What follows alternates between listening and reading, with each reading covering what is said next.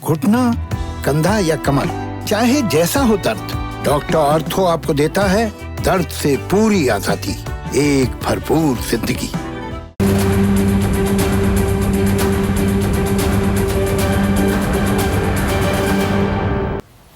नमस्कार, मैं हूं संदीप चौधरी। आज सबसे बड़ा सवाल में मैं बात करूंगा अपनी सिस्टम की, व्यवस्था की। अब आप कहेंगे, आप फिर से बात करने लगे सिस्टम की, व्यवस्था की। खुद ही तो कहते थे संदीप चौधरी की कोई ये सिस्टम कुछ नहीं होता। जी हां, मैं अपनी उस बात पर अब भी बरकरार हूं, कायम हूं। ये जो सिस्टम है ना, ये जो शब्द है, ये शगुफा है। दरअसल जिम्मेदारी से पल्ला झाड़ने का एक तरीका है। जैसे प्राइवेट सेक्टर में होता है ना, मैं एक न्यूज चैनल में काम करता हूं या किसी भी प्राइवेट कंपनी में आप काम करते हैं, किसी कर्मचारी को निकाला जाए और वो पूछेगा भाई क्यों निकाला गया, तो वो स्टैंडर्ड जवाब होता है कि मैनेजमेंट का फैसला है। अब ये मैनेजमेंट क्या होता है भाई?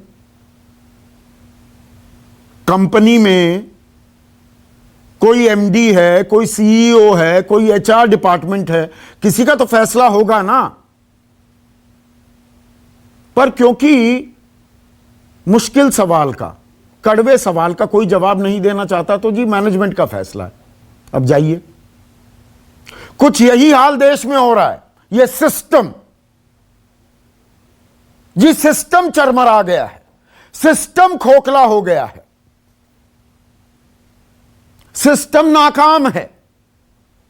अरे भाई, सिस्टम में कोई कर्ता धर्ता तो होगा, कोई प्रधानमंत्री होगा, केंद्रीय मंत्री होंगे, राज्यों में मुख्यमंत्री होंगे, उनका मंत्रिमंडल होगा। इसी को तो व्यवस्था, इसी को तो सिस्टम कहते हैं ना। इसमें कर्ता धर्ता होते हैं ना। अब हमारा यह सिस्टम कैसे काम कर रहा है, इसकी वानगी आज देखने को मिली। अब सिस्टम में प्रधानमंत्री हैं, प्रधानमंत्री नरेंद्र मोदी हैं। मैं यहां शख्स की बात ही नहीं कर रहा हूं। देश में प्रधानमंत्री पहले भी हुए हैं। हमारी ये व्यवस्था, जो सिस्टम है, प्रधानमंत्री रहे हैं, केंद्रीय मंत्री रहे हैं, अलग अलग राज्यों में मुख्यमंत्री रहे हैं। अब प्रधानमंत्री ने एक राज्य के मुख्यमंत्री, झारखंड के मुख्यमंत्री हेमंत सोरेन से बातचीत की। अब हेमंत सोरेन को भी भूल जाइए थोड़ी देर के लिए। एक प्रधानमंत्री, यह किसी भी वक्त, वो 70, 80, 90 का दशक, 21वीं सदी का कोई भी दशक आप लगा लीजिए, प्रधानमंत्री एक राज्य के मुख्यमंत्री से बात कर रहे हैं ऐसे वक्त में जब देश में आपदा काल है, संकट काल है, संक्रमण काल है, तो उससे निपटने के लिए बातचीत होगी। पर मुख्यमंत्री ट्वीट करते हैं, ये बयान देते हैं कि मैं तो उम्मीद कर रहा था कि काम की बात होगी, लेकिन प्रधानमंत्री ने तो मन की बात की, काम की तो बात ही नहीं हुई। अब मैं इसकी राजनीति में कतई जाने को तैयार नहीं हूं, बेईमानी है, उस पर घंटों चर्चा हो सकती है। और आप जैसे बहुत सारे दर्शक अलग अलग राजनीतिक चश्मा लगाकर इस बात को साधेंगे, इंटरनलाइज करेंगे, लेकिन कुछ देर के लिए राजनीतिक चश्मा उतारकर इस वार्तालाप की गंभीरता को समझने की कोशिश कीजिए। हो सकता है मुख्यमंत्री राजनीति कर रहे हो सकता है प्रधानमंत्री ने मन मुताबिक बात नहीं की हो, लेकिन बड़ी कहानी क्या है, हेडलाइन क्या है? यह क्या व्यवस्था है, यह क्या सिस्टम है? इस मुश्किल दौर में भी समन्वय नाम की चीज नहीं है। काम की बात अगर हो भी रही है, फर्ज कीजिए कि प्रधानमंत्री काम की बात कर रहे थे, मुख्यमंत्री काम की बात करने को तैयार नहीं है या काम की बात को काम की बात नहीं मान रहे हैं, तो हम कोरोना से लड़ेंगे कैसे? ये कौन सा सिस्टम है? और सिस्टम में कुछ मॉडल होते हैं। अब मैं दूसरी अहम बात पर आता हूं। मॉडल एक ढांचा, एक स्ट्रक्चर कि जी ये समस्या आई है, इससे निपटने के लिए ये खाका हमने तैयार किया है।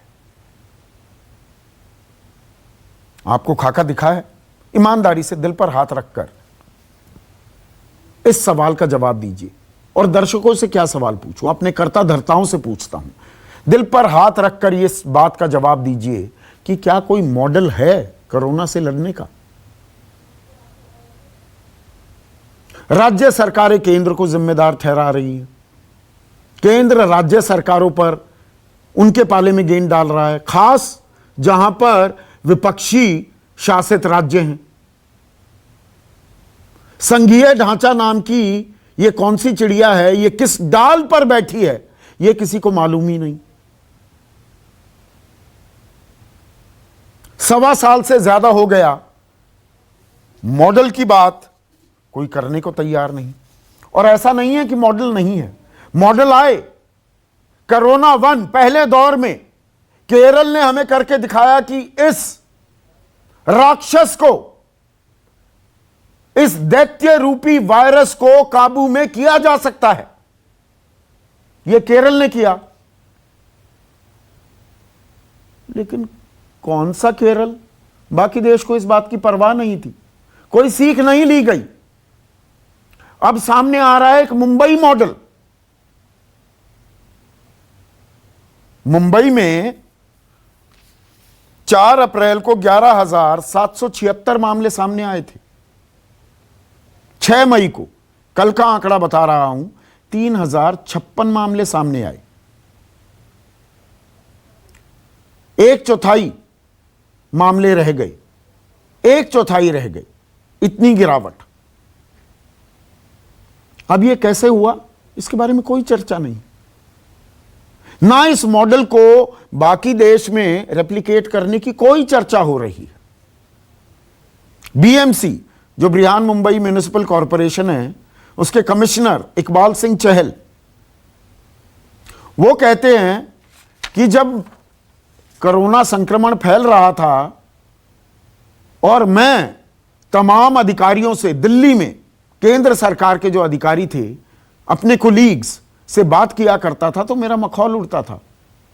तंज कसे जाते थे कि अरे मुंबई में इतने मामले क्यों बढ़ रहे हैं, क्या हो रहा है मुंबई में? पर वो पीछे नहीं हटे, पहले दौर में ही सबक सीखे। और सबक सीखकर क्या किया, क्या रणनीति बनाई? सबसे पहले ऑक्सीजन सप्लाई सिस्टम को बदला। कई ऑक्सीजन टैंकों का निर्माण किया गया। अस्पतालों और जंबो कोविड सेंटरों में ऑक्सीजन टैंक स्थापित किए गए। 15 बड़े और 11 छोटे तरल मेडिकल ऑक्सीजन टैंक स्थापित किए गए। और इसके चलते पिछले महीने जो ऑक्सीजन की सप्लाई थी वो 270 मीट्रिक टन तक बढ़ गई थी। सप्लाई बाधित नहीं हुई। कॉमन सेंस का इस्तेमाल किया गया, कॉमन सेंस। और जो हम कहते हैं ना, एक और चीज मैं आपके ध्यान में लाना चाहूंगा। एक नारा बुलंद किया गया था ना कई साल पहले, मिनिमम गवर्नमेंट मैक्सिमम गवर्नेंस। लाल फीताशाही, ये सरकारी तामझाम कम रहेंगे और शासन प्रशासन पर, गवर्नेंस पर, संचालन पर ज्यादा जोर दिया जाएगा, तरजीह दी जाएगी, तवज्जो दी जाएगी। तो इकबाल सिंह चहल ने कैबिनेट सचिव राजीव गाबा, गृह सचिव, स्वास्थ्य सचिव, तमाम लोगों के साथ कॉरेस्पॉन्डेंस की, पत्राचार किया, अपनी दिक्कतों का इजहार किया। और वो मानते हैं वहां से पूरी की पूरी सहायता मिली, समर्थन मिला। उन्होंने कॉमन सेंस का भी इस्तेमाल किया कि ऑक्सीजन हल्दिया से मंगाई जा रही है, हल्दिया से पूर्वी तट, वहां से ऑक्सीजन आने में महाराष्ट्र तक, मुंबई तक 8 दिन लगते हैं। उन्होंने कहा अरे भाई जामनगर में भी ऑक्सीजन मैन्युफैक्चरिंग यूनिट्स हैं, 16 घंटे का फासला है, वहां से हमें इजाजत दे दी जाए। इजाजत मिली, कैबिनेट सचिव ने इजाजत दी। 125 मीट्रिक टन ऑक्सीजन का तत्काल इंतजाम हो गया। मुंबई वालों की सांसें नहीं अटकी। यह होता है मिनिमम गवर्नमेंट मैक्सिमम गवर्नेंस। पर मुंबई से नहीं सीखा जाएगा, जबकि केंद्र सरकार के वरिष्ठ अधिकारियों ने यह मॉडल इजाद करने में एक बड़ी भूमिका निभाई। इकबाल सिंह चहल अब कहते हैं कि हमारा सिस्टम ऑटो पायलट पर है, अब कोई ऑक्सीजन की कमी नहीं है। लेकिन ऑक्सीजन की ऐसी कमी है देश भर में कि सुप्रीम कोर्ट में सुनवाई हो रही है, हाई कोर्ट में सुनवाई हो रही है। और केंद्र सरकार का रुख क्या होता है? तुषार मेहता जो सॉलिसिटर जनरल हैं कि नहीं, ये अलग अलग हाई कोर्ट्स अलग अलग फैसले सुना रहे हैं, ऐसे तो देश में अफरा तफरी मच जाएगी, मानो अभी देश बहुत संभला हुआ है, कोई अफरा तफरी है ही नहीं, कोई मारामारी है ही नहीं। न जाने कौन सी दुनिया में रहते हैं हमारे सॉलिसिटर जनरल। वो कह रहे हैं देश में अफरा तफरी मच जाएगी अगर हर हाई कोर्ट कोई आदेश देने लगा। और खास किस लिए कह रहे थे? क्योंकि कर्नाटक हाई कोर्ट ने कहा कि 1200 मीट्रिक टन ऑक्सीजन उपलब्ध कराई जाए कर्नाटक को। दिल्ली के लिए 700 मीट्रिक टन सप्लाई करने के सख्त निर्देश सुप्रीम कोर्ट दे चुका है। परसों तो मिली, कल नहीं मिली। 100 मीट्रिक टन के करीब वो आंकड़ा आ रहा है।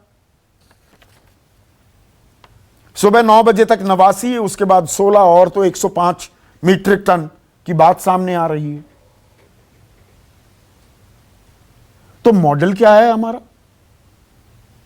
हाई कोर्ट के आदेश से अफरा तफरी मच जाएगी, सीमित सप्लाई है, despite the fact that we are the largest manufacturer of oxygen in the world. व्यवस्था हम कर नहीं पा रहे हैं। 20 अप्रैल से सुनवाइयां चल रही हैं, 20 अप्रैल से। कमी अभी भी बनी हुई है। तो वो मॉडल कहां है? ऐसे में आज का सबसे बड़ा सवाल, देश में कोरोना से निपटने का कोई मॉडल है भी? बिना लार लपेट के मैं सीधा सवाल पूछ रहा हूं, कोई मॉडल है? और यह तब जबकि देश में पिछले 24 घंटे में रिकॉर्ड 4,14,188 मामले सामने आए हैं। अब तक के सबसे ज्यादा मामले, यानी कि ये कोरोना वायरस हमारा पीछा छोड़ने का नाम नहीं ले रहा है। 3,915 लोगों की जान चली गई है। यह सेकंड हाईएस्ट आंकड़ा है। 6 मई को 3,980 लोगों की मौत हो गई थी। लगभग 4,000 का आंकड़ा छू रहा है। 4,000 का आंकड़ा मतलब होता है 1.25 लाख लोगों की मौत एक महीने में। चर्चा में मेरे साथ बीजेपी के राष्ट्रीय प्रवक्ता गोपाल कृष्ण अग्रवाल, कांग्रेस की राष्ट्रीय प्रवक्ता अलका लांबा, मेरे साथ क्लाइड क्लास्टो हैं, एनसीपी के प्रवक्ता हैं, और हम मुंबई मॉडल की बात कर रहे हैं।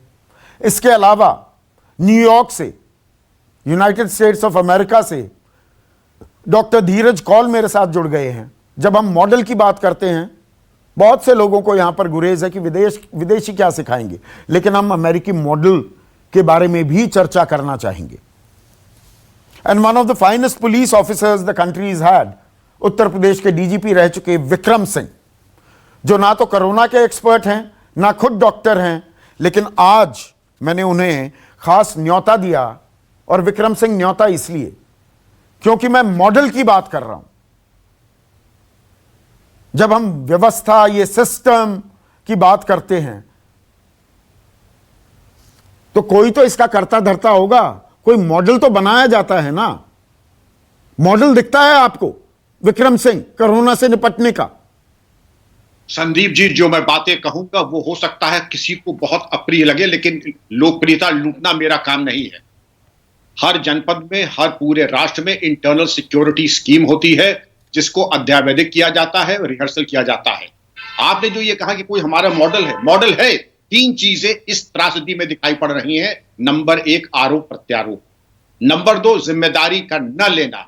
और तीसरी, राजनीतिक स्वार्थ सिद्धि को हासिल करना। ये तीन चीजें बिल्कुल अपने नग्न स्वरूप में सामने आई हैं, और एक भारतीय होने के नाते संदीप जी मैं कह रहा हूं, ये पूरे भारतीयों की वेदना है। जिम्मेदारी, यहां पर एक जरा सा शराब पी करके 10 लोग मर जाते हैं तो थाना अध्यक्ष सस्पेंड हो जाता है, एसपी निलंबित हो जाता है, डीएम निलंबित हो जाता है। क्या उत्तरदायित्व निर्धारित नहीं करेंगे?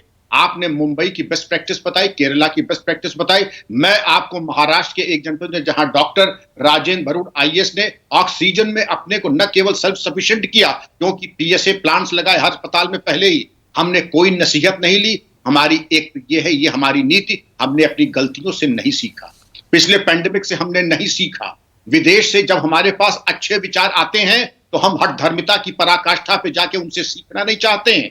अरे इस वक्त तो जो भी अच्छे विचार हैं, बेस्ट प्रैक्टिसेस हैं, हम देश के भी नहीं ले रहे हैं। ऐसा नहीं कि डॉक्टर कौल की बात क्यों हम नजरअंदाज कर रहे हैं। हम अपने देश के जो विद्वान हैं, जो कुशाग्र हैं, उनको भी हम कालीन के नीचे ढकेल रहे हैं। क्या ये हम आत्मघात नहीं कर रहे हैं संदीप जी? ये देश के साथ बड़ा अन्याय हुआ है और जनता के साथ बड़ा अन्याय हुआ है, और मैं उम्मीद करता हूं कि अब कम से कम अब जाग जाएं, क्योंकि इससे पहले कि दूसरे तीसरे म्यूटेंट आ गए हैं। और अगर आज नहीं जागे तो ये जो तुषार मेहता साहब की जो दलीलें हैं कि फिर अराजकता आ जाएगी, अब इससे ज्यादा अराजकता मैंने अपने जीवन काल में तो देखी नहीं। अब इससे ज्यादा क्या अराजकता होगी संदीप जी, इस पे जरा और प्रकाश डाल दीजिए। भयावह स्थिति है। आपने जो ये बात की ना, आपने एक डिस्ट्रिक्ट मजिस्ट्रेट, कलेक्टर की, आईएएस अफसर की बात की। मेरे सहयोगी हैं राजीव रंजन, विक्रम जी, माहौल क्या नाम का एक बड़ा ही लोकप्रिय कार्यक्रम करते हैं। गांव देहात में, गली नुक्कड़ों में जाते हैं, जमीन पर जाते हैं, नब्ज टटोलते हैं। कल वो मेरठ गए थे, वहां पर आपने नौकरी की है। जी हाँ, जी। मेरठ में दो भाई हैं, गोपाल बाबू, अलका, क्लाइड और डॉक्टर धीरज कौल। आप भी ध्यान से सुनिएगा। दो भाई हैं, गौरव और सौरव केन। इन्होंने, पता है विक्रम जी क्या किया? पिछले साल इन्होंने देखा, जब पहला दौर था कि इतनी महामारी हो रही है, ऑक्सीजन की कमी होगी ही होगी, इनके पास जमीन थी। इन्होंने 1 करोड़ का निवेश करने का फैसला किया कि ऑक्सीजन प्लांट लगाएंगे। इन्हें कोई सरकारी मदद नहीं मिली, भागते दौड़ते रहे लोन लेने के लिए, कर्ज लेने के लिए, सरकार से सहायता लेने के लिए, कुछ सब्सिडी मिल जाए, कुछ फास्ट ट्रैक हो जाए। कुछ नहीं मिला, पर ये लगे रहे। और अभी उनके प्लांट में कोई दिक्कत आ गई है, वरना वो मेरे साथ कार्यक्रम में जुड़ने वाले भी थे। लेकिन उन्होंने कहा कि देखिए संदीप भाई, लोगों की, आम आदमी की जिंदगी बचाना प्राथमिकता है। प्लांट में दिक्कत है, उसे दुरुस्त कर लें, कार्यक्रम में आते रहेंगे। इन्होंने 1 करोड़ रुपए में यह प्लांट लगाया। सुनिए, आज की तारीख में प्रतिदिन 1000 सिलेंडर ऑक्सीजन मैन्युफैक्चर हो रही है। 500 रुपए प्रति सिलेंडर में दे रहे हैं ये, नो प्रॉफिट नो लॉस में। जब गौरव और सौरभ ये काम कर सकते हैं, तो हर देश, इस देश में हर जिले में या तहसील में ये प्लांट क्यों नहीं लग पाए? 162 पीएसए प्लांट की गाजे बाजे के साथ घोषणा की गई। प्राइम मिनिस्टर केयर फंड से 201 करोड़ 58 लाख रुपए तय किए गए। उनमें से बने कितने? सिर्फ 33 पर काम चल रहा है, बाकी का तो कुछ पता ही नहीं। और अब घोषणा कर दी गई 551 बनाने की। लेकिन इन भाइयों ने कैसे बना दिया और हम क्यों नहीं बना पाए? ये सवाल हैं अपने आप में विक्रम सिंह, या मैं कुछ ज्यादा दार्शनिक हो रहा हूं? आप दार्शनिक नहीं हो रहे हैं, आपने यथार्थ का चित्रण किया। अगर गौरव सौरभ कर सकते थे तो कम से कम हर तहसील में एक बन सकता था, 1 करोड़। लेकिन सरकार ने मदद नहीं की, यह बात दूसरी है। लेकिन गौरव सौरभ ने एक दिशा दिखाई, उनको प्रणाम करते हुए, उनके कुल और वंश को प्रणाम करते हुए। यह मैं उम्मीद करता हूं, आज मैंने भी अपने अस्पताल में 1 करोड़ का प्लांट लगाया है। और ये मैं उम्मीद करता हूं कि हर प्राइवेट हॉस्पिटल में एक पीएसए प्लांट होना ही चाहिए ऑक्सीजन का, वरना ये होने वाला नहीं संदीप जी। लेकिन गौरव सौरव ने तो एक मिसाल कायम की, वो लाइट हाउस है। और ये अगर जो आपने जो 160 प्लांट की बात की ना, इसमें एक वेंडर था, वो भूमिगत हो गया था, उस वेंडर के खिलाफ क्या कार्रवाई हुई? जिन्होंने उनको टेंडर दिया उन अफसरान के ऊपर क्या कार्रवाई हुई? जब प्लांट्स नहीं लगे तो उसके ऊपर क्या कार्रवाई हुई? वेंडर को हटाने के लिए क्या क्रिमिनल केस नहीं लगना चाहिए उन अफसरों के ऊपर और उस वेंडर के ऊपर जो भूमिगत हो गया, जनता को मझधार में छोड़ दिया? ये सवाल मेरे हैं संदीप जी, मैं उम्मीद करता हूं इसका जवाब जरूर मिलना चाहिए सरकार से हमें।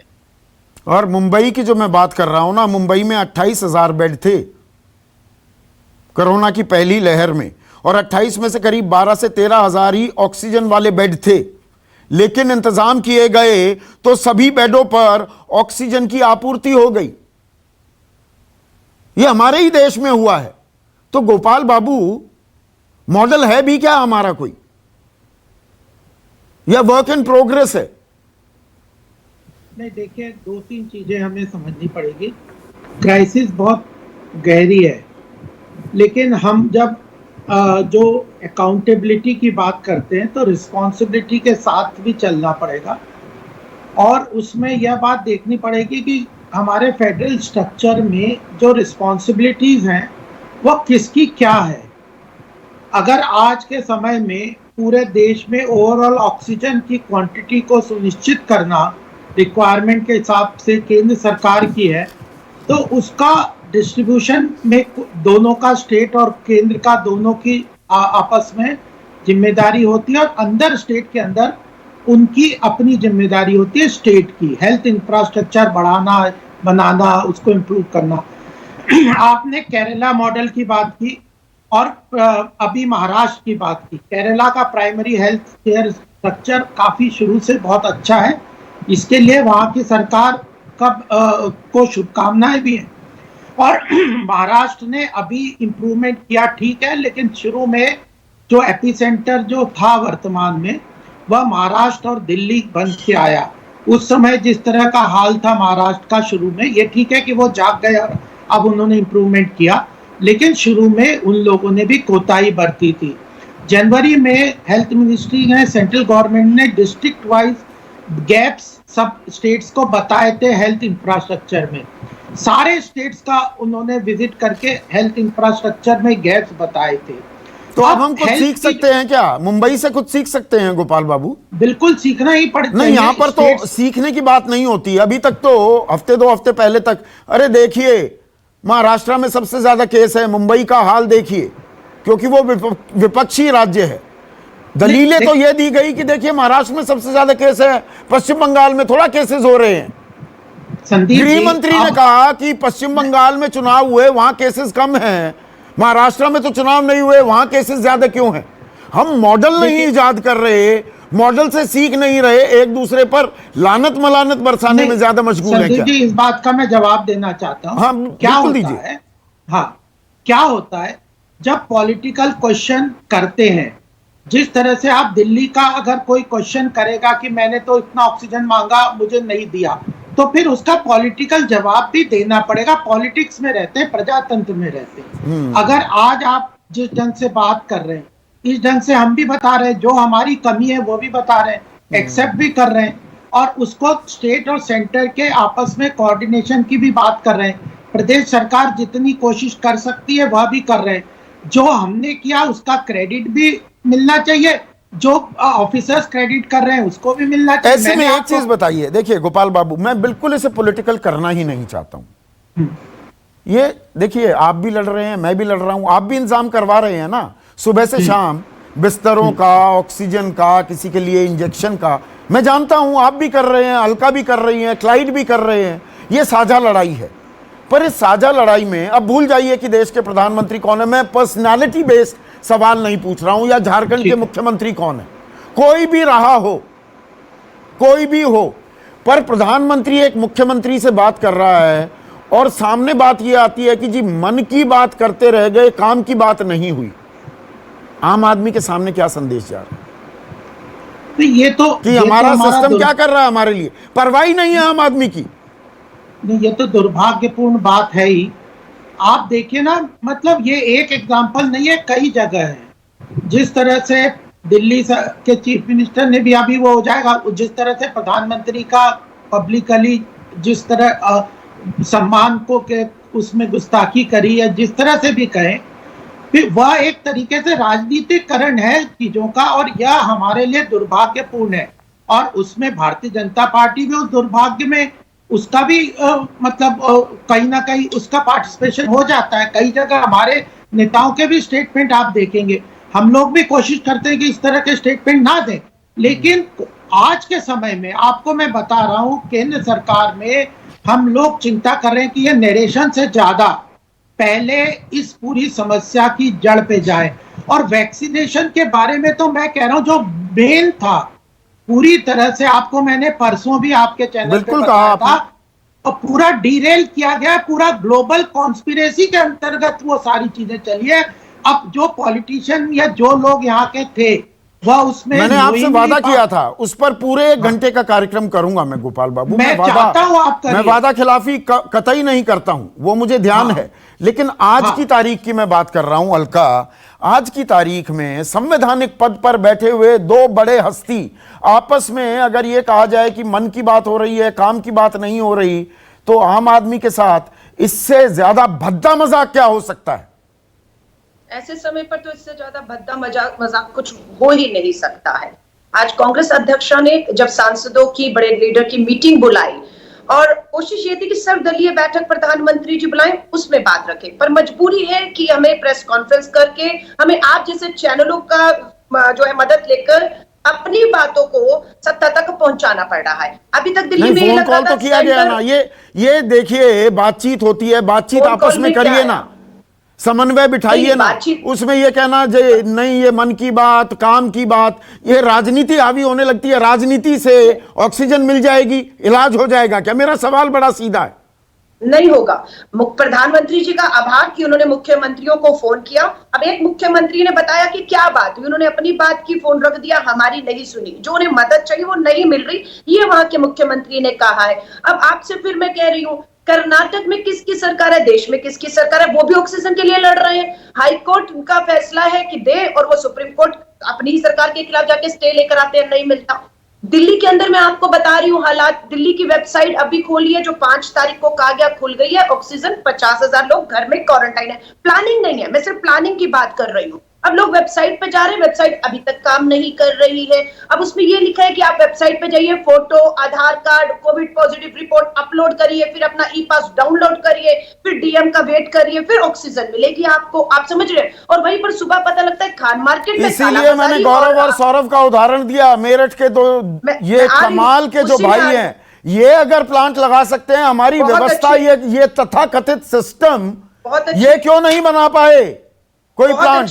या ये आपने जो सुझाव दिया ना, गौरव और सौरभ मिलकर 1 करोड़ की लागत से बिना सरकार की मदद के 1000 सिलेंडर देते हैं, सप्लाई करते हैं रोज, 500 रुपए में 1 सिलेंडर।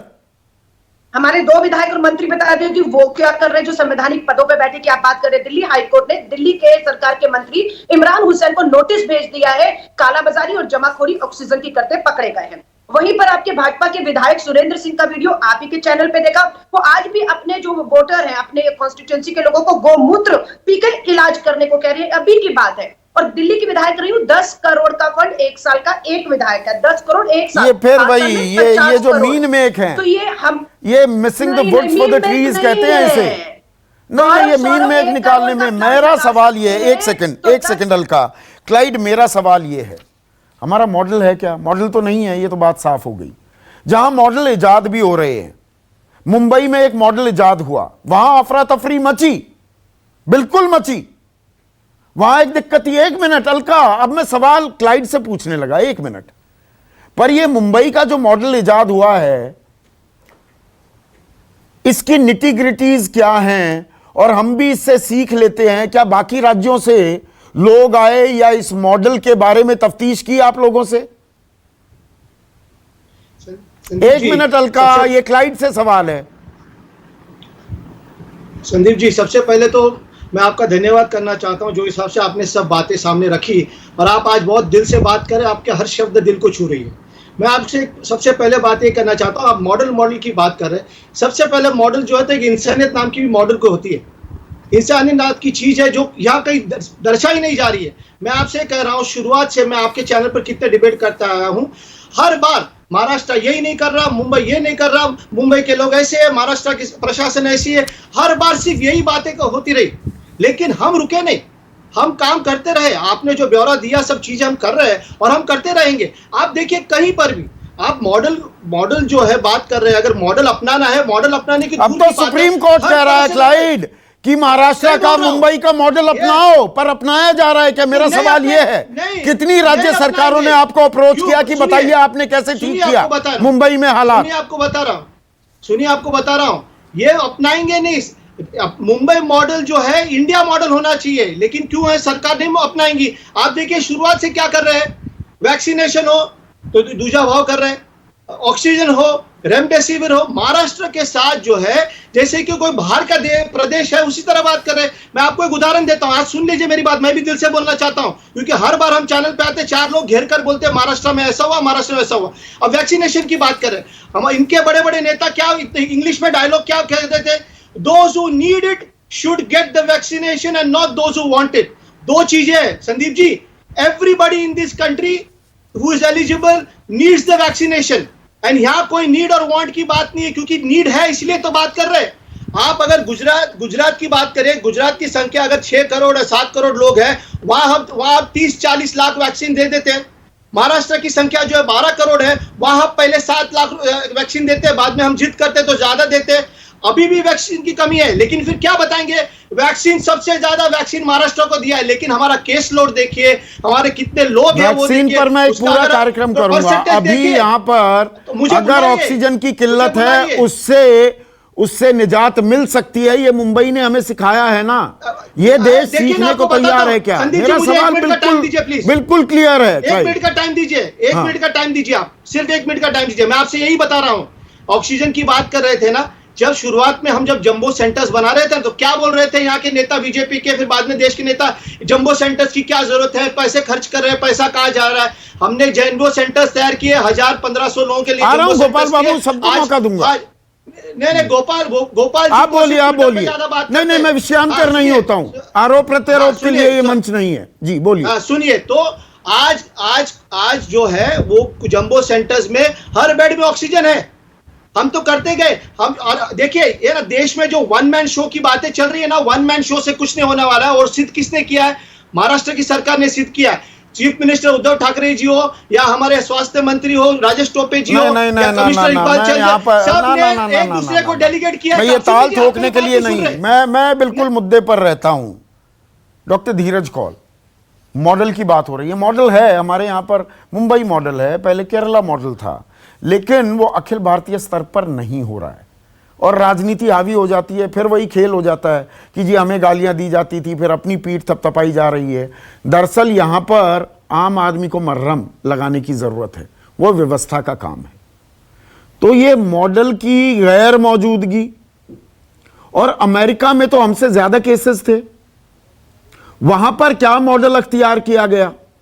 थोड़ा सा ये दर्शकों को, बहुत से लोगों को परहेज हो सकता है कि नहीं विदेशी क्या सिखाएंगे, पर मैं न्यूज़ 24 सीखने को तैयार है कि बाहर क्या ठीक किया गया जो हम यहां दुरुस्त कर सकते हैं। देखिए संदीप जी, थैंक यू, इतना इंटेलेक्चुअल डिबेट आप कर रहे हैं। प्लीज मुझे 2 से 3 मिनट दीजिएगा, बेशक बाद में मत दीजिएगा, क्योंकि ये स्टेप वाइज 7 पॉइंट्स हैं जो मैं आपसे शेयर करना चाहता हूं, शायद कोई लोग सुन लें और इसको कंसिडर करें। सबसे पहले ये जानना जरूरी है, ये ग्लोबल पेंडेमिक है, त्रासदी है, वायरस हमसे ज्यादा स्मार्टली एक्ट कर रहा है और कॉन्स्टेंटली चेंज हो रहा है। तो इसमें कुछ चीजें, लेट्स स्टार्ट विद दैट। ये एक पार्टी, एक आदमी बिल्कुल मैनेज नहीं कर पाएगा, ये सब प्राइवेट पब्लिक पार्टनरशिप और प्राइवेट ऑर्गेनाइजेशंस और गवर्नमेंट को साथ मिलकर काम करना है। आपके एक पैनलिस्ट ने कंपैशन और एम्पैथी की बात की, बिल्कुल सही बोल रहे हैं, हम एक दूसरे की तरफ कंसिडरेट बने, एक दूसरे की हेल्प करें, उसकी तरफ भी बढ़ना चाहिए, और बॉलीवुड स्टार सबको मिलके जो इन्फ्लुएंशियल लोग हैं हेल्प करना चाहिए। हैविंग सेड दैट, मैं स्ट्रेट मॉडल पे आता हूं। First point, the most essential point is to have a central command system, जिसके अंदर हम रियल टाइम डाटा देंगे। सुनिए, मैं एक एक करके बताता हूं। रियल टाइम डाटा देंगे, टेस्ट कितने हो रहे हैं, क्यों कम हो रहे हैं, जहां पे एपी सेंटर बना है और टेस्ट की मात्रा 10 गुना रातों रात, नॉट आफ्टर 10 डेज और 20 डेज, कैसे बढ़ाई जाए? पॉजिटिविटी रेट कितना है, हॉस्पिटलाइज में कितने लोग आ रहे हैं, हॉस्पिटलाइजेशन कितना है, आईसीयू एडमिशन रेट कितना है, डिस्चार्ज रेट कितना है, डेथ कितने हैं। हमने अमेरिका में ये अप्रैल मई तक नहीं किया था, बहुत क्रिटिसिज्म हुआ। उसके बाद हर दिन हर स्टेट का गवर्नमेंट नेशनल टीवी पे आके बताता था हमारा ये डाटा है। As of today open to journalist to ask questions. Number 2, vaccine administration का रेट आज भी भारत में बहुत ही कम है, 2.4 to 2.5% लोगों को फुली वैक्सीनेटेड है। हम जानते हैं कि अगर आपको वैक्सीन लगी आप हॉस्पिटलाइज नहीं होंगे, खासतौर पे सीरियस सिकनेस के साथ, और मोर्टेलिटी नहीं होगी। नंबर 3, जो महाराष्ट्र ने अच्छा काम किया है और हमने यहां पर भी किया, जिसको ट्रियाज सेंटर बोलते हैं। भारत में क्या होता है कि अगर आप इन्फ्लुएंशियल हैं या आप माइल्ड सिक हैं तो आपको हॉस्पिटल में बेड मिल जाएगा, बेड होर्डिंग हो रही है वहां पे। यहां पे ट्रियाज सिस्टम है, कोई भी एमपी एमएलए किसी भी डॉक्टर को फोन करके बेड नहीं बुक कर सकता। There is no such thing as VIP reserved beds, it's to stop. Britishers जा चुके हैं, ये पॉलिसी खत्म होनी चाहिए। सब भारतीय एक बराबर है, कोई सुपीरियर इंफीरियर नहीं है। ट्रियाज सिस्टम महाराष्ट्र में देखा जा रहा है, जो हेल्प करता है वो वर्चुअल भी हो सकता है, उसके फिजिकल सेंटर्स भी हो सकते हैं। उसका मतलब क्या है? जो आदमी घर पे मैनेज कर रहा है अपने आप को पैरासिटामोल इस सब के साथ, टेलीमेडिसिन के साथ, लेकिन अगर उसकी सैचुरेशंस गिर रही हैं, वो क्या करेगा? वो फोन करेगा, उसको एक ट्रियाज पे वर्चुअल डॉक्टर देखेगा और डिसाइड करेगा क्या इसको फिजिकल ट्रियाज सेंटर में जाने की जरूरत है। अगर है तो वो वहां आएगा, उसको देखा जाएगा, अगर स्टेबलाइज करके वापस डिस्चार्ज कर पाए तो ठीक है, नहीं तो उसको हॉस्पिटल एडमिट करेंगे। ये ट्रियाज सेंटर स्टेडियम्स और मॉल्स में तुरंत काल से, मैं तो ओवरनाइट बोल रहा हूं, खुल जाने चाहिए, और वो डिटरमिन करेंगे not a influential person who gets admitted. Number 3, जो बहुत जरूरी है, मेडिकल डिस्ट्रीब्यूशन की चेन और एलोकेशन और रिजर्व डेवलपमेंट, जिसपे हम बात नहीं करते कि आज तो 700 मीट्रिक टन चाहिए, लेकिन कल अगर 1200 हुई तो उसका क्या इंतजाम है? रिजर्व डेवलपमेंट की जरूरत है। और दवाइयां, ऑक्सीजन एक दवा है, स्टेरॉइड, फ्लूइड्स, एंटीबायोटिक, पैरासिटामोल जैसी बेसिक चीजों की किल्लत आ सकती है। और अभी जो भारत में अप्रूव हुई है, जिसपे मैंने पिछले साल नवंबर पे आपसे बात की थी, पैसिव इम्यूनिटी की कॉकटेल एंटीबॉडी होती है, अगर हम उसको लगा दें, जिसका नाम है बेमलाविनियम और एटीसिटिवैब, अगर हम वो लगाएं तो माइल्ड सिम्टोमेटिक पेशेंट सीवियरिटी की तरफ जाने से 85% उसके चांस बच जाते हैं। लेकिन उसका भी इंक्लूजन क्राइटेरिया है। 2 बातें और मैं बताना चाहूंगा। Daily transparency conferences by central and state government answerable to people, और जिन लोगों की वजह से ये डिजास्टर कैटास्ट्रोफी हुई है उनको तत्काल से रिप्लेस करके स्मार्ट लोगों को उनकी जगह लाना चाहिए। If same people keep making decision, same mistakes will be done. It's a definition of insanity. और एक और बात, आईसीयू के मेकशिफ्ट, आईसीयू के बेड्स, हॉस्पिटल के बेड्स हमने यहां पर बनाए, नेवी को इंप्लॉय किया, न्यूयॉर्क में हार्बर में हमारा शिप आया था, इस तरीके की चीजें। और man power, Sandeep ji, next crisis man power का आने वाला है भारत में। Health care professionals, doctors, paramedical staff, ambulance के ये जो लोग हैं, और ईएमटी, इनको तेजी से बढ़ाने की जरूरत है। भारत ने बहुत अच्छे कुछ कदम उठाए हैं, लेकिन कर्नाटका ने इनोवेटिव कदम उठाया, जिसमें जो 40,000 डॉक्टर्स बाहर से आए हैं, ट्रेन करके इंडिया में बैठे हैं दिसंबर में एग्जाम देने के लिए, उनको इनकलकेट कर रहे हैं। तो हमारी मैन पावर, जो हमारे रिसोर्सेज हैं, हमें उनको यूज करना है। और एक लास्ट थिंग, आईपी राइट्स, आपको ये जान के हैरानी होगी कि भारत सरकार ने आईपी राइट वेवर के लिए फाइल किया था इंटरनेशनल कोर्ट में, 6 महीने तक उसको डिले किया गया, और उसकी वजह से आपको दिख रहा है कि जो वैक्सीन के कई, जैसे मोडेर्ना का जो वैक्सीन का फॉर्मूला है, या जॉनसन एंड जॉनसन का है, या एंटीबॉडी कॉकटेल्स का है, वो भारत को नहीं मिला। अब प्रेशर बढ़ रहा है, क्योंकि अगर भारत में ये फैला तो सबके लिए खतरा है। तो इंटेलेक्चुअल प्रॉपर्टी राइट्स की बात कर रहे हैं। मैं पहले 3 जो आपने बात कही, और विक्रम सिंह, आप डॉक्टर नहीं है, आप कोई मेडिकल एक्सपर्ट नहीं है, ना ही मैं हूं, पर एक बात समझ में आ गई, ये तो कोई रॉकेट साइंस नहीं है। और ये मैं 5 कार्यक्रम कर चुका हूं, 5, कि एक सेंट्रल कमांड अथॉरिटी होनी चाहिए, एक बुलेटिन हो। आप और मैं गौतम बुद्ध नगर में रहते हैं, तो हमारे पास, गौतम बुद्ध नगर के वासियों के पास यह पता होना चाहिए जी इतने लोग संक्रमित हैं, इतने बेड अवेलेबल हैं, इतने बेड में ऑक्सीजन की उपलब्धता है, ये बेड्स वेंटिलेटर के साथ वाले हैं। ये व्यवस्था बनाने में कौन सी रॉकेट साइंस लगती है जी? विक्रम सिंह, आप बिल्कुल ठीक कह रहे हैं संदीप जी, ये बिल्कुल रॉकेट साइंस नहीं, ये बहुत ही मौलिक सवाल है। लेकिन एक होता है कि हम अंधकार से प्रकाश की तरफ चल रहे हैं, और एक होता है हम प्रकाश से अंधकार की तरफ चल रहे हैं। आप आज गौतम बुद्ध नगर की बात कर लें, कहीं की बात कर लें, कितनी बेड कहां खाली है, कहां कितने आईसीयू खाली है, कहां वेंटिलेटर्स मौजूद है, किसी को ABCD नहीं मालूम है ये क्या जगह है। वो कौन से डॉक्टर्स हैं जो इम्पैनल्ड हो सरकार की तरफ से, जिनको इजाजत मिले कि भाई मैं वीडियो कॉल करूंगा, वो बताएंगे जी आपको अस्पताल में भर्ती होना चाहिए या नहीं होना चाहिए? ये तो कॉमन सेंस की बात है ना।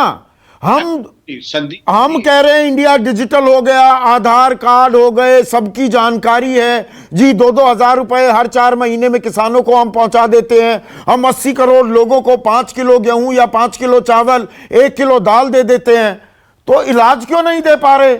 स्ट्रीमलाइन क्यों नहीं कर पा रहे? संदीप जी, आप भी विदेश गए होंगे, मैं भी कई बार विदेश गया हूं। डॉक्टर कौल की विद्वतापूर्ण बात अगर देखें, टेलीमेडिसिन एक व्यवस्थित एक व्यवस्था है जो कि ऐसे हमारे देश में जहां संक्रमण है तो टेलीमेडिसिन के अलावा कोई, मैं तो एक कदम और आगे जाता हूं, artificial intelligence enabled solutions frequently asked questions, जो कि 99% ज्यादा कामयाब होते हैं बनिस्बत फेस टू फेस डॉक्टर से। आप इन सब टूल्स का इस्तेमाल क्यों नहीं करते हैं? और इन सब टूल्स का इस्तेमाल नहीं करेंगे तो उसमें पारदर्शिता आएगी, लोगों का VIP सिंड्रोम खत्म होगा, लोगों के निहित स्वार्थ टूटेंगे। मैंने इस पैनल में सबसे ज्यादा उम्र दराज मैं ही हूं। मैं समझता कहीं ऐसा तो नहीं कि हमारी स्वार्थ सिद्ध के चलते हम ये सुविधा जनता तक पहुंचने नहीं दे रहे हैं। ईश्वर करे कि मैं गलत हूं, आज इस पाप के भागीदार हम न बने, और जो देश के अधिकार है वो अधिकार जनता तक पहुंचना चाहिए। टेलीमेडिसिन, आर्टिफिशियल गोपाल बाबू, ये व्यवस्था तो हम बना सकते हैं ना, हम सारी दुनिया को मॉडल्स देते हैं, अपने घर में नहीं कर पा रहे हैं। इसमें तो ऐसी कोई कॉम्प्लेक्सिटी इन्वॉल्व नहीं है ना।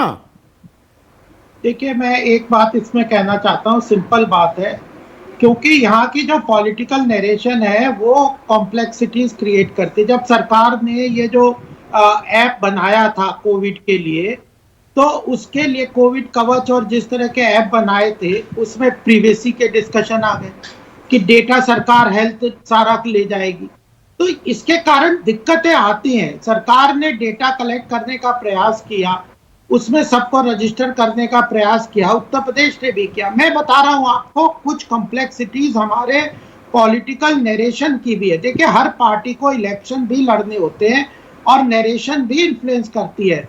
ब्यूरोक्रेसी के इम्प्लीमेंटेशन, केवल एक आदमी डिसीजन ले ले और अगर ये कह दे कि सेंट्रलाइज कमांड हम बना देंगे, तो अभी वैक्सीनेशन में शुरू किया था लेकिन फिर स्टेट्स का झगड़ा आ गया। तो मैं कह रहा हूं कि आप ही डिबेट करने लगोगे कि सेंट्रलाइज्ड है, डिक्टेटरशिप है, फासिस्ट है, ये सारी चीजों को आप इग्नोर करके भारत की एक आपद धर्म होता है गोपाल बाबू, आपदा का धर्म होता है।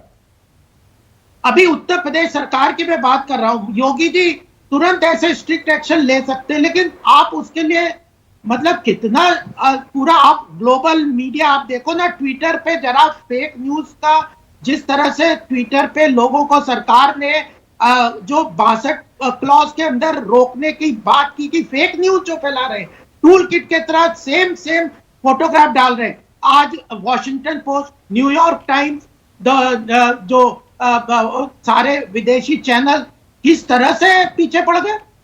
तो ये, और उसको सपोर्ट कौन कर रहे हैं? हमारे लेफ्ट लिबरल और जो लोग हैं। अच्छा, वो 700 जो हेल्प डेस्क शुरू किए हैं गायों के लिए, ऑक्सीमीटर्स और थर्मल स्क्रीनिंग हो रही है गाय के लिए, आदमियों के लिए इंतजाम नहीं हो पा रहे, गुब्बारों के साथ उद्घाटन हो रहा है DRDO अस्पताल का, वो ज्यादा जरूरी है, वो भी फेक न्यूज है गोपाल बाबू? नहीं, देखिए, ये मैं बता रहा हूं कि कुछ चीजें, देखिए आज आपको चीजों को समझना पड़ेगा कि कोई कमी नहीं है। मैं तो ये कह ही नहीं रहा, हमारे प्रदेश सरकार में भी कमी है। मैंने कब कह दिया कि हम बिल्कुल परफेक्ट है? आज मैंने केरला के लिए प्राइमरी हेल्थ में नहीं, आपने कहा, आपने दाद दी, बिल्कुल। और मैंने महाराष्ट्र के लिए कहा कि अगर उनने ऑक्सीजन का जो सिस्टम है, मैनेजमेंट है, जिस तरह का आज किया है, तो उसको हम अप्रिशिएट करते हैं, अडॉप्ट करना चाहिए। नहीं, आपने एक और अहम बात कही, ये राजनीतिक पहलू जो है ना, और यहां पर 2 विपक्ष के प्रवक्ता हैं।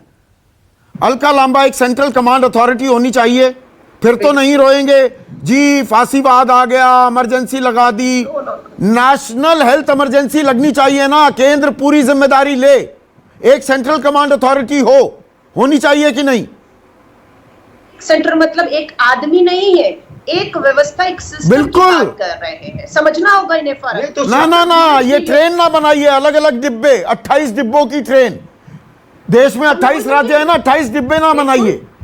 नहीं 28 डिब्बे नहीं, लेकिन ट्रेन तो एक ही रहेगी। हाँ, ट्रेन एक है, आगे से लीड तो इंजन एक रहे ना, एक सेंट्रल कमांड अथॉरिटी हो, वो बताए, उसमें दिक्कत है क्या? लेकिन वो गलत दिशा में ले जा रही है। हमारे वैज्ञानिक समुदाय, हमारे शोधकर्ता, हमारे विशेषज्ञ डॉक्टर्स क्या कह रहे हैं? कहाँ है कोई वो पावर हाउस जहां से दिशा मिल रही हो? आज क्या कहा जा रहा है? सही, मैं आ रहा हूं, रुकिए, सही आंकड़ों के साथ नए कोरोना स्ट्रेन का विश्लेषण होना बहुत जरूरी है। यही तो डॉक्टर धीरज कह रहे हैं। इन्होंने कहा एक लाइन होनी चाहिए, आपने भी कहा एक हेल्पलाइन, डॉक्टर को कॉल करिए, डॉक्टर बताएगा, गाइड करेगा इलाकों में। ये भारत सरकार को लिख कर दिया था। मजाक उड़ाया डॉक्टर मनमोहन सिंह जी के सुझाव का, और कांग्रेस ने अपना हेलो डॉक्टर करके आपने सवाल का जवाब नहीं दिया। सेंट्रल कमांड अथॉरिटी होनी चाहिए ना? नहीं, बिल्कुल एक सूत्र में बांधकर एक देश को एक रखकर आगे बढ़ना होगा। ये कोरोना वर्सेस यही तो मैं कह रहा हूं, इसमें राजनीतिक विद्वेष, ये कोई बीजेपी कांग्रेस या एनसीपी की लड़ाई थोड़ा है, ये पूरे देश की लड़ाई है। पूरे देश की लड़ाई है, मिलकर लड़ना होगा। लेकिन आप अकेले प्रधानमंत्री जी कहेंगे पारदर्शिता की बात कर रहे हैं, कोई पारदर्शिता नहीं है, कोई मीडिया को नहीं बताया जा रहा। एक सेंट्रल कमांड अथॉरिटी होनी चाहिए ना, मॉडल तभी तो बनेगा। ये सबकी, ये कोई महाराष्ट्र, एक मिनट का, ये महाराष्ट्र की अलग लड़ाई है, राजस्थान की, हरियाणा की, यूपी की, ये अलग अलग लड़ाई थोड़ा है। नहीं संदीप जी, ये देश की लड़ाई है। अगर देश की लड़ाई है, अगर देश का नेतृत्व अगर कोई कर रहा है और अगर सेंट्रल कमांड होता है तो उसको सब प्रदेश को साथ में लेकर चलना पड़ेगा, ना कि सिर्फ बीजेपी शासित जो प्रदेश है उसको लेकर चलना। अगर किसी को करना है तो पूरे देश के हर एक प्रांत को लेकर, हर राज्य को लेकर साथ में चलना पड़ेगा। आप सिर्फ बीजेपी शासित प्रदेश जो है उसके ऊपर हम ध्यान देंगे और जहां बीजेपी की सरकार नहीं वहां ध्यान नहीं देंगे तो आपका नेतृत्व फेल होगा। आप अगर ये सब चीज करेंगे तो साथ में लेकर अगर सबको नहीं चलेंगे, एक देश बनकर इंडिया मॉडल नहीं बनाएंगे तो हम ये जो कोरोना जो है महामारी उससे बाहर। गोपाल बाबू एक मिनट, आप ही ने पॉइंट उठाया था, उसी का जवाब हमें एक और, हाँ बोलिए। मैं वही कह रहा हूं, मैं समर्थन की बात कर रहा हूं। हमें एक होकर करना पड़ेगा। अगर नेतृत्व किसी इंसान को लेना है तो उसको सबको साथ में लेकर चलना पड़ेगा, ना तो साथ में ही तो लेकर चलना होगा ना। ये नेशनल हेल्थ इमरजेंसी है ना डॉक्टर धीरज कौल, तो यही तो इसमें कोई इफेक्ट बट है क्या? देखिए, मेरे लाइफ काल में, मैं 43 इयर्स ओल्ड हूं, मैंने आज तक ऐसी इमरजेंसी नहीं देखी, खासतौर पे भारत के अंदर। हमारा इंफ्रास्ट्रक्चर चरमरा चुका है already. National health emergency paper पे लिखने से नहीं होता, आपके सामने दिख रही है। अब आप उसे जब डिक्लेयर करेंगे दैट्स ओके, लेकिन 2 पॉइंट्स और ऐड करना चाहूंगा। भारत के अंदर डिस्क्रिपेटेंसी देखी जा रही है, स्टैंडर्ड ऑपरेटिंग प्रोसीजर नहीं है इवन डॉक्टर्स के लिए। लोग स्टेरॉइड्स पहले दे रहे हैं, उससे नुकसान होता है। हाँ। लोग ऑक्सीजन ले रहे हैं, रेमडेसिविर ले रहे हैं, अपने आप ही चले जा रहे हैं। तो जब सेंट्रल कमांड सिस्टम होगा तो एसओपी आप इशू करेंगे, सबको वही फॉलो करना है, नंबर 1। नंबर 2, आपको यह जानना जरूरी है कि डॉक्टर्स की एजुकेशन ऑनलाइन या पोर्टल के थ्रू करें तो उनके अंदर एजुकेशन फैलेगी। ये मैंने कल कार्यक्रम किया डॉक्टर धीरज कौल, ये भ्रमजाल जो फैला हुआ है ना, रेमडेसिविर को लेकर, सीटी स्कैन को लेकर, प्लाज्मा को लेकर, स्टेरॉइड्स को लेकर। एक बात ऐड करना चाहूंगा, सीटी स्कैन से कैंसर एक सीटी स्कैन से बिल्कुल नहीं होता। लाइफ टाइम 25 सीटी स्कैन अगर आप करेंगे तो आपको कैंसर का रिस्क बढ़ेगा। ये लेट्स बी वेरी क्लियर, एक सीटी स्कैन से कोई कैंसर 1-2 से नहीं होता। That is myth, that is a myth. आखिरी सवाल विक्रम सिंह, एक सेकंड। विक्रम सिंह, देखिए हमारा देश शिवजी की बारात भी है, अब इस पर भी लोगों को आपत्ति हो सकती है। मैं एक मुहावरा, एक टर्न ऑफ फ्रेज का इस्तेमाल कर रहा हूं, और जब मैं कहता हूं या आपने जो शुरुआत की कि सेंट्रल कमांड अथॉरिटी होनी चाहिए, हमारे संविधान में अनुच्छेद 352 कहीं पर इंटरनल डिस्टर्बेंस हो, 356, 360 फाइनेंशियल इमरजेंसी के प्रावधान हैं। इसी देश में एपिडेमिक एक्ट भी है, डिजास्टर मैनेजमेंट एक्ट है, जिसका इस्तेमाल करके पिछले साल लगातार एक के बाद एक 3 लॉकडाउन लगाए गए थे। इस बार हम गुरेज क्यों कर रहे हैं? संदीप जी, ये एक स्टेरॉइड की तरह एक निर्णय है। इसके दुष्परिणाम भी हो सकते हैं और इसके अच्छे परिणाम भी हो सकते हैं। लेकिन मेरा गोपाल जी से और आप सबसे निवेदन ये होगा, जनहित और राष्ट्रहित में जो हो, बिना लोकप्रियता का ध्यान किए हुए उसको लागू कर दें, क्योंकि लंबा लॉकडाउन और ऐसे अधकचरे लॉकडाउन से लाभ नहीं होगा। जिसके मन में आए करे, जिसके मन में आए ना करे। व्यवस्थित, ऑर्गेनाइज्ड, सुनियोजित, प्लान्ड लॉकडाउन अब एक अनिवार्यता है, विकल्प नहीं रहा। नहीं, लॉकडाउन करो ना करो, पर मैं ये कह रहा हूं एक केंद्रीयकरण होना चाहिए ना। एक जगह से निर्देश आए, एक जगह से स्टैंडर्ड ऑपरेटिंग प्रोसीजर हो, एक तरफ एक जगह से पता लगे कि ये तरीके हैं इलाज के और ये मत कीजिए। यही निर्विवाद सत्य है संदीप जी। एक सेंट्रल एजेंसी होनी चाहिए, नॉन पॉलिटिकल होनी चाहिए, और हमारे यहाँ प्रतिभा की कमी नहीं है। डॉक्टर देवी शेट्टी हैं, डॉक्टर त्रेहान है, तमाम लोग हैं जो कि नॉन पॉलिटिकल लोग हैं, जिनकी प्रतिभा की कमी नहीं है। डॉक्टर कौल मौजूद हैं, किसी को भी आप रख सकते हैं उस बॉडी में जो नवरत्न की तरह पूरे देश का मार्गदर्शन कर सकते हैं। लेकिन इसकी जरूरत है और तात्कालिक रूप से है, तत्काल है। बिल्कुल, और इसीलिए मॉडल हैं हमारे पास, उनको इंप्लीमेंट कीजिए पूरे देश में। ये मिनिमम गवर्नमेंट मैक्सिमम गवर्नेंस, इसे जुमला मात्र या नारा मात्र बनाकर ना छोड़िए, करके दिखाइए। यही वक्त है और यही वक्त की जरूरत है। नमस्कार। खास जड़ी बूटियों से बना पेट सफा आयुर्वेदिक चूर्ण आज ही ले आएं। पेट सफा पहली रात से ही असर दिखाता है और इसकी आदत भी नहीं पड़ती। पेट सफा, हर रोग दफा।